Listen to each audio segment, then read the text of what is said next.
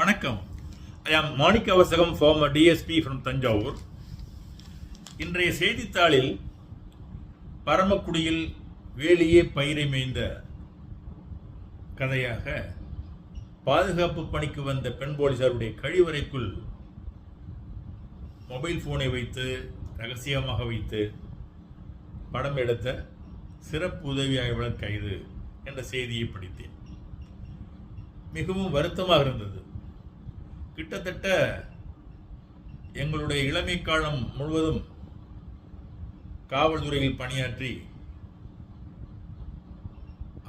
ஆயுளில் பாதியை அங்கு கழித்துவிட்டு வந்து திரும்பி பார்க்கின்ற பொழுது இப்படியெல்லாம் நடக்கிறதே என்ற ஒரு கவலை எழத்தான் செய்கிறது. ஏனெனில் அது நாங்கள் வசித்த வீடு அல்லவா,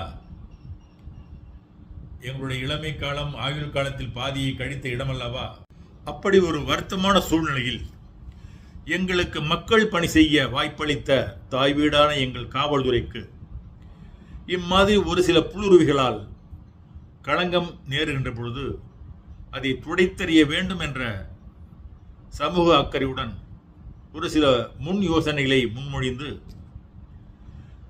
நல்ல நோக்கத்தில் இந்த பதிவினை செய்கிறேன். இந்த பரமக்குடி சம்பவத்தில் சம்பந்தப்பட்டவர் தொடர்புடையவர் ஒரு சிறப்பு உதவி ஆய்வாளர் என்று நான் பத்திரிகைகளில் படித்தேன். இன்ஃபேக்ட் இந்த பதவி என்பது தலைமை காவலர் அப்கிரேடட் ஹெட் கான்ஸ்டபிள் தான். They are not regular sub inspector. இதை எதற்காக இங்கு குறிப்பிடுகிறேன் என்றால், தற்போது பொதுமக்கள் காவல் நிலையத்திற்கு சென்று புகாரளிக்கின்ற பொழுது யார் ரெகுலர் சப் இன்ஸ்பெக்டர், யார் ஸ்பெஷல் சப் இன்ஸ்பெக்டர் என்று தெரியாத வகையில் அவருடைய சீருடை ஒரே மாதிரி இருக்கிறது. அவர்களுக்கும் 2 ஸ்டார், அவர்களுக்கும் khaki whistle cord, name badge, everything, cap எல்லாமே. அப்போ சப் இன்ஸ்பெக்டர் யாருன்னு தெரியாத சூழ்நிலை தான் அந்தந்த ஜூரிஸ்டிக்ஷன் மக்களுக்கு உள்ள நிலைமை இதுதான். இது ஆரம்ப காலத்தில் there was only one sub inspector. அவர் தான் ஸ்டேஷன் காவல் நிலைய அதிகாரியாகவும் இருந்தார். காலப்போக்கில் காவல் நிலையாக இன்ஸ்பெக்டர், அந்த காவல் ஆய்வாளர் வந்து SHO நியமிக்கப்பட்ட பிறகு தென் சப் இன்ஸ்பெக்டர் அவருக்கு கீழே சபார்டினேட்டாக இருந்தார். அதன் பிறகு சில காரணங்களால் பதவி உயர்வு கொடுக்க வேண்டும் என்ற ஒரு நல்ல நோக்கத்தின் காரணமாகத்தான் செய்கிறாங்க கவர்மெண்ட்ல. தலைமை காவலர் இருக்கவங்க குறிப்பிட்ட சர்வீஸ் அடைந்ததும் அவங்களுக்கு எல்லாம் கிளீனாக இருக்கு, ரெக்கார்ட்ஸ்லாம் கிளீனாக இருந்துச்சு சொன்னால் they will be upgraded as special sub inspector. ஒரு சப் இன்ஸ்பெக்டர்னா அவங்களுக்கு எல்லாமே சப் இன்ஸ்பெக்டருக்குள்ள சீருடைய தான், வித்தியாசம் இல்லை. ஸ்பெஷல் சப் இன்ஸ்பெக்டருக்கும் சப் இன்ஸ்பெக்டருக்கும் வித்தியாசம் இல்லை. இன்னும் சொல்ல போனால் கிராமத்தில் போய் ஸ்பெஷல் சப் இன்ஸ்பெக்டர் பெரியவரா சப் இன்ஸ்பெக்டர் பெரியவரான்னு கேட்டால் அவன் ஸ்பெஷல் சப் இன்ஸ்பெக்டர் தான் பெரியவர் அப்படிங்கிறான். ஏன்? சாதா தோசை காசு கம்மி தாங்க, ஸ்பெஷல் தோசை தானங்க காசு கூட, அதுக்கு தான் மதிப்பு அதிகம் அப்படின்னு சொல்கிற கிராமத்தில் உள்ள மக்கள் நிறைய பேர் இருக்கிறாங்க. ஸோ இந்த வித்தியாசத்தை காட்ட வேண்டும். அதுதான் இப்போ நாம் குறிப்பிட விரும்புவது. எனவே நாங்கள் பணியாற்றுகின்ற காலத்தில் ASI என்ற ஒரு போஸ்ட் இருந்தது. ஹெட் கான்ஸ்டபிளுக்கும் சப் இன்ஸ்பெக்டருக்கு இடையில ASI என்ற ஒரு போஸ்ட் இருந்தது. அந்த அப்போ SHO சப் இன்ஸ்பெக்டர் தான் SHO, ஸ்டேஷன் ஹவுஸ் ஆஃபீஸர். இந்த ASIங்கிற போஸ்ட் வந்து அதன் பிறகு அதை அபாலிஷ் பண்ணிடுறாங்க, எடுத்துடுறாங்க. அந்த ASI இருந்த இடத்துல தான் இப்போ இந்த SSIங்கிற ஒரு போஸ்ட்டை இடையில வந்து அவங்க நீண்ட நாட்கள் தலைமை காவலராக இருக்கவங்களுக்கு பதவி உயர்வு கொடுக்க வேண்டும் என்ற நல்ல நோக்கத்தில் அதை உருவாக்குறாங்க. பட் அதை வந்து பார்த்தீங்கன்னா காவல் நிலையத்தில் வந்து ஈவன் சில SHO SIs வேலை சொன்னால் கூட SHO அப்படி அந்த சூழ்நிலையில் அவர் வந்து தன் கீழ் இருக்கின்ற SSIக்கு வேலை சொன்னால் கூட அவர்களுக்கு நீங்களும் SI ட்ரெஸ் தான் போட்டுறீங்க, நாங்களும் SI ட்ரெஸ் தான் போட்டிருக்கோம் என்று ஒரு ஈகோ வந்துருது. இங்கே சபார்டினேட் தான் ஒரு சபார்டினேட் இல்லை, சமமானவன் தான் என்ற ஒரு ஈகோ வந்து விடுகிறது. அது ஒரு மிக வருத்தத்துக்குரிய விஷயம்தான். அதெல்லாம் டிசிப்ளின் கெட்டு போனதுக்கு இது ஒரு காரணம். சில வருடங்களுக்கு முன்பு ஒரு எஸ்எஸ்ஐ ஒரு காவல் நிலைய பொறுப்பில் இருக்கிறார்.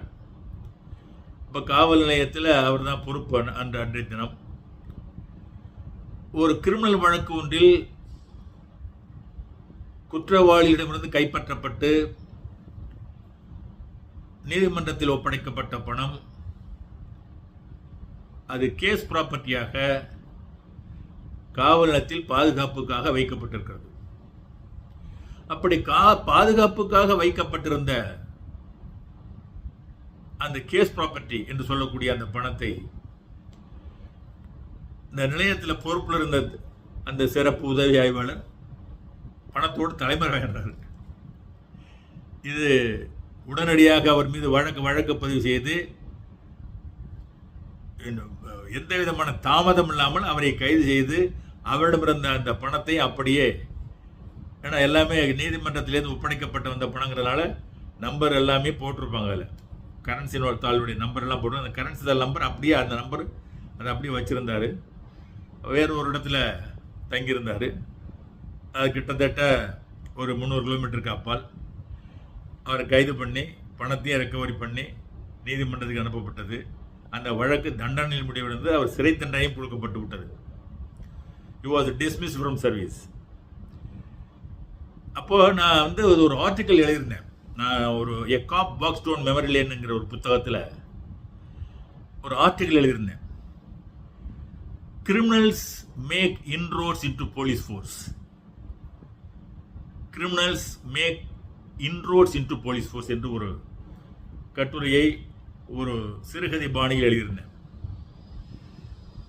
அப்போ அதில் வந்து நான் முக்கியமாக குறிப்பிட்டது என்னவென்றால், மற்ற அரசு பணிகளுக்கு எப்படியோ காவல்துறை பணிகளுக்கு எடுக்கப்படுகின்ற காவலர் முதல் உயர் அதிகாரிகள் வரை அத்தனை பேருக்குமே கண்டிப்பாக அவங்களோட ஆப்டிடியூட் டெஸ்ட் சாதாரணமாக இப்போ என்ன பண்ணுறாங்க, ஃபிசிக்கல் எஃபிஷியன்சி டெஸ்ட், அதில் எடுக்க வேண்டிய மினிமம் சார் எடுத்தால் போதும். ஒரு ரிட்டன் எக்ஸாமினேஷன் எல்லாமே ஒன் வேர்டு கொஸ்டின்ஸ். அது ஏதாவது பழைய கொஸ்டின் ஆன்சர் பேப்பர் பார்த்து மனப்பாடம் பண்ணி போய் எழுதிடுறாங்க. அது மட்டும் பத்தாது. ஏன்னா மற்ற துறைகள் வேறு மாதிரி பணி, காவல்துறையில் அப்படி இல்லை. சட்டத்தை அரசாங்கம் இயற்றுகின்ற அத்துணை சட்டங்களையும் செயல்படுத்தக்கூடிய அந்த ஒரு என்ஃபோர்ஸ்மெண்ட் செய்யக்கூடிய இடத்துல இருக்கிற அதிகாரம் அவங்களுக்கு வந்துடுது. அப்போ அப்படி ஒரு யானை பலம் உடைய ஒரு அதிகாரத்தை அவர்களிடம் கொடுக்கின்ற பொழுது அவர்கள் எப்படிப்பட்ட மனநிலையை கொண்டவர்கள் என்பதையும் உறுதிப்படுத்தி பணிக்கு எடுத்துக்கொள்ள வேண்டும். அதனால தான் பர்சனாலிட்டி இன்வென்ட்ரிஸ் டெஸ்ட் என்று அவங்க கண்டக்ட் பண்ணணும். அன்கான்சியஸ் அவுட்லுக் டெஸ்ட் என்று கண்டக்ட் பண்ணணும். அன்கான்சியஸ் அவுட்லுக் டெஸ்ட் என்றால் unseen mental process, hidden beliefs, biases, individuals' behaviors without their notice. இது அதாவது அவர்களுக்கு தெரியாமலேயே, அந்த கேண்டிடேட்டுக்கு தெரியாமலேயே அவர்களுக்கு அன்கான்சியஸ் அவுட்லுக் டெஸ்டும் பர்சனாலிட்டி இன்வென்ட்ரி டெஸ்ட் இவைகளை நடத்தப்பட வேண்டும். தான் வந்து உளவியல் ரீதியாக சோதிக்கப்படுகிறோம் என்பதை அவன் உணரவே கூடாது. அப்படி உணர்ந்து விட்டான் என்றால் அவனுடைய செயல்பாடுகளில் மாற்றம் இருக்கும். அதனால் அந்த உளவியல் ரீதியாக தான் கண்காணிக்கப்படுகிறோம் என்பதை உணராமலேயே, அவன் உணர்ந்து கொள்ளாமலேயே அவன் இந்த அன்கான்சியஸ் அவுட்லுக் டெஸ்ட் இதெல்லாம் செய்யணும்.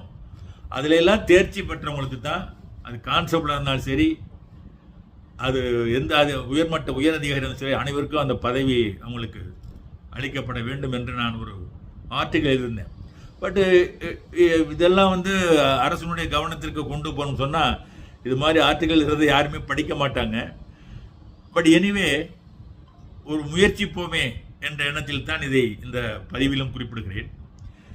ஏனெனில் பொதுமக்களுக்கு இப்படி ஒரு கிரிமினல் ஆட்டிடியூட் கொண்டவர்கள் கைகளிலே இந்த சட்டத்தை செயல்படுத்தக்கூடிய அதிகாரி வருகின்ற பொழுது அவர்கள் மதம் கொண்ட யானையாக மாறிவிடுவார்கள். ஆகவேதான் இந்த காவல்துறைக்கு பணிக்கு எடுக்கின்ற அத்துணை ரேங்க் காவலர் கான்ஸ்டபிள் முதல் அதற்கு மேல் உள்ளவர்கள் வரை அவர்கள் அத்துணை பேருக்குமே இந்த பர்சனாலிட்டி இன்வென்டரி டெஸ்ட்டும் unconscious outlook test aptitude test கண்டிப்பாக நடத்தப்பட வேண்டும். இந்த அன்கான்சியஸ் அவுட்லுக் டெஸ்ட் என்பதை அவர்கள் உணராமலேயே கேண்டிடேட் உணராமலேயே அதை நடத்தி அதற்கு உரிய மதிப்பெண்கள் பெற்றால் மட்டுமே அவர்களுக்கு அந்த பணி நியமனம் செய்யப்பட வேண்டும் என்பதை நான் இங்கு குறிப்பிட விரும்புகின்றேன். Another thing, the special sub inspectorங்கிறது முதல்ல சொன்னேன், it is nothing but an upgraded head constable. பெரும்பாலும் எல்லா கிராமத்தில் நீங்கள் போய் பார்த்தீங்கன்னா யார்கிட்ட மனு கொடுத்தேம்பாங்க, யார்கிட்ட கொடுத்தீங்கன்னா எஸ்ஐ கிட்ட கொடுத்தேம்பாங்க. எந்த எஸ்ஐன்னா அவங்களுக்கு 10-15 எஸ்ஐ இருக்காங்க சார் ஒரு ஸ்டேஷனில், எந்த எஸ்ஐன்னு தெரியலம்பாங்க. ஸோ அவங்களுக்கு ரெகுலர் எஸ்ஐ யார், எஸ்எஸ்ஐ யாருன்னு தெரியலை. இந்த ஹைரார்கிக்கல் சிஸ்டம் அவங்களுக்கு தெரியாது. சாதாரணமாக வந்து 2ஆம் நிலை காவலர், முதல்நிலை காவலர், தலைமை காவலர், அதுக்கப்புறம் ஸ்ட்ரெயிட்டாக சப் இன்ஸ்பெக்டர் தான், தென் இன்ஸ்பெக்டர். இப்போது சமீப காலமாக எல்லா இடங்களிலையும் வந்து இன்ஸ்பெக்டர் வந்து எஸ்ஹெச்ஓ ஸ்டேஷன் ஹவுஸ் ஆஃபீஸராக மாற்றி விட்டார்கள். அதற்கு முந்தைய காலங்களில் சப் இன்ஸ்பெக்டர் மட்டும்தான் எஸ்ஹெச்ஓவாக இருப்பாங்க. இன்ஸ்பெக்டர் வந்து 3-4 காவல் நிலையங்கள் அடங்கிய ஒரு சர்க்கிளுக்கு இன்ஸ்பெக்டராக இருக்கிறதுனால அப்போ சர்க்கிள் இன்ஸ்பெக்டர் என்று கூறுவார்கள். அந்த சர்க்கிள் இன்ஸ்பெக்டர் பதவியெல்லாம் இல்லை. மேக்சிமம் தமிழ்நாட்டில் வந்து எல்லாமே அது டோட்டலாகவே அந்த சர்க்கிள் இன்ஸ்பெக்டர் பதவியே இல்லை, அபாலிஷ் ஆகிடுச்சு. எல்லாமே எஸ்ஹெச்ஓ ஆகிட்டாங்க, ஸ்டேஷன் ஹவுஸ் ஆஃபீஸர் ஆகிட்டாங்க. அப்போ அவங்களுக்கு கீழே ஒரு காவல் நிலையத்தில் பெரும்பாலும் பெரிய ஸ்டேஷன்னா ஒரு law and order sub inspector, ஒரு கிரைம் சப் இன்ஸ்பெக்டர் இருப்பாங்க. மற்றவங்க இந்த அப்கிரேடட் ஹெட் கான்ஸ்டபிள்ங்கிறது special sub inspectors.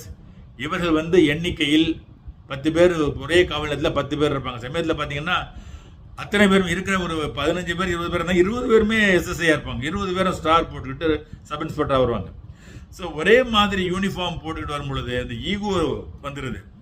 Regular SI சொல்கிறத எஸ்எஸ்ஐ கேட்க மாட்டேங்கிறாங்க. நானும் சப் இன்ஸ்பெக்டர் யூனிஃபார்ம் தான் போட்டிருக்கேன், நீனும் சப் இன்ஸ்பெக்டர் யூனிஃபார்ம் தான் போட்டிருக்க அப்படிங்கிற ஒரு ஈகோ வந்துடுது. அதனால் அரசு வந்து there must be some variation between SSI and SI. அது மிக முக்கியமான ஒன்று. அட்லீஸ்ட் இதுக்கு முன்னாடி வந்து 1 ஸ்டார் கொடுத்துருந்தாங்க, ஏஎஸ்ஐன்னு அவங்கள கூப்பிட்டாங்க. அப்போ அந்த மாதிரி ஒரு வேரியேஷன் கொடுக்கலாம். எஸ்ஐ போல் 2 ஸ்டார் அணிவதற்கு பதிலாக 1 ஸ்டார் அணியலாம். அப்படி அணிகின்ற பொழுது அவர்கள் மனதிலும் அந்த ஈகோ எழும்பாது. நம்ம 1 ஸ்டார் தான், 2 ஸ்டார்காரன் சொல்றதை கேட்கணும் என்ற எண்ணம் உருவாகும். இந்த கோரிக்கைகள் இந்த பதிவின் மூலமாக உயர் அதிகாரிகளுக்கும் அரசுக்கும் செல்லும் என்று நம்புகிறேன். இதை வந்து கண்டிப்பாக நடைமுறைப்படுத்தினால் சாதாரண மக்களுக்கு, ஒரு லேமேன் என்று சொல்லக்கூடிய கிராமப்பகுதியில் வசிக்கின்ற மக்களுக்கு கூட இது உதவும் என்று கூறிக்கொண்டு விடைபெறுகிறேன். நன்றி, வணக்கம். Thank you all.